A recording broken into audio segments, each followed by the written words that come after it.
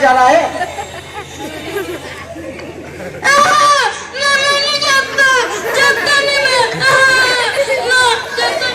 अरे भतीजे पोते को लेके कहाँ जा रहा है आप? चाचा जी इसको मदरसे में ले जा रहा हूँ। अरे कम बका तुम्हारे मदरसे में जाके क्या करेगा?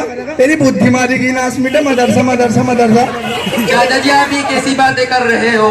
आज ये जो जश्न जमहूरियत मनाया जा रहा है ये मदरसे ही की देन है। अगर हमारे उलमा इस मुल्क की आज़ादी में कुर्बानी न देते तो ये मुल्क कभी भी आज़ाद न होता। अरे भतीजे थारे उलमा दीन ने सी कौन सी कुर्बानी दी जो न दे देते मुल्क कटका ही रहता।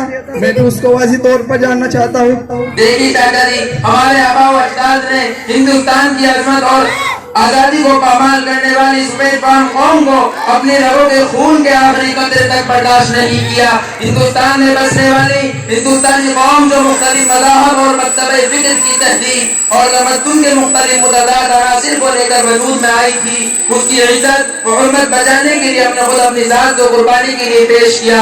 1857 के बाद 19 सदी तक अंग्रेजी साम्राज्य को शहीद करने के लिए हम तरह तरह जंग आजादी के मैदान में जोर आजमाई करते रहे और हमने इस राह में अपना खून इतना बहाया कि पूरी जंग आजादी में दूसरों ने इतना पसीना भी नहीं बहाया होगा। एक तरफ अंग्रेज हमारी इक़्तिदार के मेरे पर अपने इक़्तिदार का परचम लहरा रहा था, दूसरी तरफ हम जंग आजादी के मैदान में उससे मुकाबले की निस्बतबंदी कर रहे थे। हमने बरतानवी साम्राज्य का मुकाबला करने के लिए आगे बढ़कर सबसे पहले झंडा बुलंद किया। हमने बिरादराने वतन का इंतजार नहीं किया। जंग आजादी के मैदान में हमारी जगह हमेशा सफ़े अव्वल में रही, इससे किसी को मजाले इनकार नहीं।